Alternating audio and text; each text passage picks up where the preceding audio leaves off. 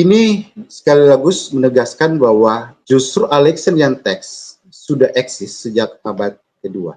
Nah, sekarang berikutnya tentang Byzantium text yang klaim dari Jonathan Purnomo bahwa teks Byzantium Alkitab kanon tanpa kesalahan, tanpa revisi, tidak ada perubahan. Nah, ini luar biasa sekali. Perhatikan di sini, saya mencantumkan versi teks Byzantium modern. Jadi sudah dikompilasi, ada dua kategori. Pertama versi majority text scholars. Nah, jadi majority text scholar seperti ada dua yang terkenal. Pertama versi Hodge Farstad, kemudian Robinson Pierpont. Nah, yang cukup dipakai ini Robinson Pierpont untuk Byzantium text kompilasinya. Nah, kedua scholar ini mengacu pada hasil kajian manuskrip dengan dasar pada jumlah mayoritasnya, majority text. Pendekatan kedua, versi Orthodox Church. Versi Orthodox tidak semata-mata melihat faktor majority text, tetapi berdasarkan tradisi atau yang sudah dikenal dalam gereja. Tidak harus majority text. Jadi agak beda ya, walaupun memang Byzantine dianggap majority text, tetapi pada waktu kompilasi modernnya, itu Orthodox text tidak menggunakan pendekatan majority text. Jadi pemilihan teksnya tidak hanya semata karena majoritinya, tetapi pada tradisi gerejanya. Nah, yang menarik, versi Orthodox text sendiri, itu sudah banyak versi. Mulai dari tahun 1021, itu sudah diterbitkan oleh Gereja Ortodoks Rusia. Dan sudah di-approve oleh Patriark Cyril, Ecumenical Patriarch Cyril. Pada versi sebelumnya, jadi versi tahun sebelumnya, 1819, sudah di-approve oleh Ecumenical Patriarch Cyril.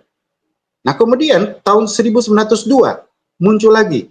Itu publishernya dari Athenian Publisher Saliberos. Dan ini juga sudah di-approve oleh Holy Synod and Ecumenical Patriarch. Lalu kemudian muncul yang ketiga. The New Testament approved by the Greek Church of Christ, itu diterbitkan oleh Ecumenical Patriarch of Constantinople, tanggal 22 Februari 1904. Dan ini diterbitkan oleh sebuah tim. Seperti UBS ada timnya, demikian juga timnya itu terdiri atas Michael Cleophulus, Apostolos, kemudian ada Fasilitas Antoniades. Nah, Antoniades ini yang topnya. Jadi dia tim leadernya lah, si Antoniades ini. Nah, yang menarik, ternyata terbitan 1904 direvisi. Nah, ini saya beri bold merah ya. Direvisi dua kali, 1907 dan 1912. Oke. Nah, sekarang Jonathan Purnomo mengklaim bahwa dia merujuk pada Byzantium text versi Gereja Ortodoks. Kalau nggak salah dia menganggap teks Byzantium yang bukan Gereja Ortodoks itu dianggap tidak asli lah, seperti itu. Kalau nggak salah dia nyatakan begitu. Bahkan katanya dia berdialog dengan seseorang yang menunjukkan ada versi Byzantium text versi yang berbeda dengan dia. Dianggap itu tidak valid. Yang dia valid, saya duga merujuk pada terbitan Ecumenical Patriarch Constantinople. Nah, masalahnya apa? Masalahnya versi sebelumnya itu juga sudah di-approve oleh Gereja Ortodoks tahun 1921, 1902, dan ketiga-tiganya ini berbeda. Apakah Jonathan Purnomo yang mengacu pada 1904, saya duga seperti itu ya, berarti Alkitab tahun 1021 dan 1902 itu, yang terbitan dari Gereja Ortodoks Rusia dan terbitan Athenian, itu tidak kanon? Kan Karena ingat, Yonathan Purnomo fokus pada kesamaan kata, tidak ada revisi tanpa kesalahan. Jadi kalau di dunia kesejahteraan kritik teks, nggak masalah beda, itu disebut varian. Tapi bagi Yonathan Purnomo perbedaan itu kesalahan bagi dia. Jadi cara berpikirnya, Byzantium teks yang benar sama dengan autograf, berbeda dengan Byzantium teks, berbeda kalau dibilang 6.500 berbeda dengan kritik teks. Berarti itu kesalahan ada di pihak kritik teks. Nah, bagaimana dengan yang berbeda dengan kalau dia mengacu pada yang versi Konstantinopel? Berbeda dengan gereja ortodoks. Apakah tidak kanon? Padahal sama-sama ortodoks. Dan bagaimana dengan yang versi tahun 1907? Revisi tahun 1907 dan 1912. Yang mana kanon? Karena pasti revisi ada perbedaannya. Saya sudah dapat scan-nya, manuskripnya dalam bentuk scan versi ini, tapi saya belum sempat untuk tampilkan. Tapi yang jelas ada perbedaan karena namanya revisi. Loh, jadi yang mana? Nah, ini Yonathan Purnomo buat klaim seperti ya gimana ya? Nah, sekarang kita coba lihat terkait pendapat scholars. Nah, ini salah satu buku yang jarang, Orthodox New Testament Textual Scholarship, Antioniades. Jadi Antioniades yang top leadernya, penerjemahan yang naskah gereja ortodoks itu dikaji oleh scholar Jovan Stanojevic. Ini cukup tebal, saya juga baca-baca, waduh, dalam sekali kajiannya. Dan dia mengkritisi beberapa hal dari penerjemahan Antioniades. Termasuk saya tampilkan di halaman 13. Nah, yang sini yang menarik. Ternyata Antioniades di sini dikatakan furthermore, he went on to state that he generally prefers non-Byzantine text reading in some place. Dia beri contoh beberapa ayat. Ternyata Antioniades menampilkan di naskah itu yang bukan Byzantine, non-Byzantine reading. Waduh, gimana Pak Yonathan Purnomo dengan seperti ini? Ternyata ada yang non-Byzantine di Greek text tadi. Nah, silakan coba dicek lagi, silakan baca bukunya. Dan ini saya cantumkan sampai di halamannya, supaya tidak sekedar klaim, bisa di recheck untuk tulisan Jovan Stanojevic. Masih banyak lagi sebenarnya, termasuk saya dapat informasi versi-versi Greek text sebelumnya, itu dari tulisan Jovan Stanojevic. Nah, sekarang bagaimana dengan teks-teks yang ada di berbagai aplikasi? Ternyata teks-teks Greek Byzantium yang ada di aplikasi, di website, ternyata ada perbedaannya. Walaupun mereka sama-sama mengacu pada patriarchal text, mengacu pada Ecumenical Patriarch of Constantinople tahun 1904.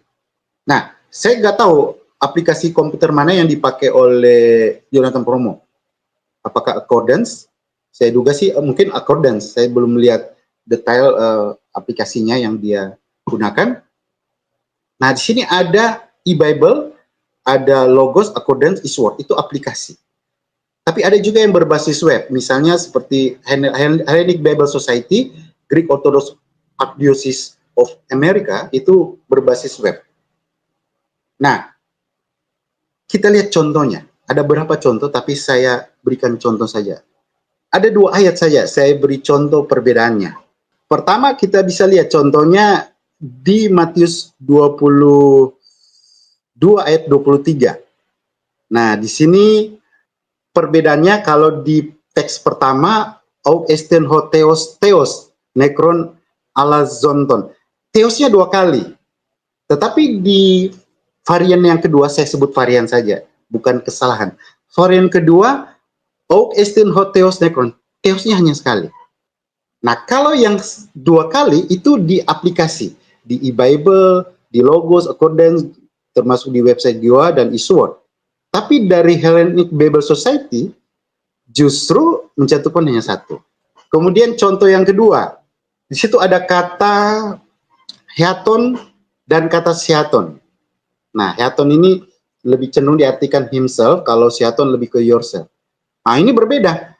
Kalau yang kata hiaton itu a Bible Accordance, Sedangkan kalau yang Siaton itu Goa, HBS, Logos, dan Iswa. Nah, kalau bagi Jonathan Purnomo, ini kesalahan. Tapi yang mana yang salah menurut Pak Jonathan Purnomo? Karena dia menganggap sampai verbatim ya, text by text.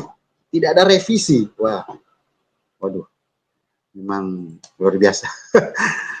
Oke, kesimpulannya, pertama, berkaitan dengan Byzantine text itu ada dua pendapat scholars asal-usulnya. Satu, menganggap itu hasil resensi Lucien di abad keempat.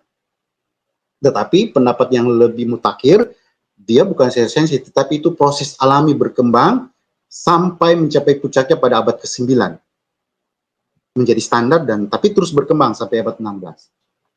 Nah, tapi dua pendapat ini menurut saya ini bisa bisa combine, bisa kita kolaborasi keduanya.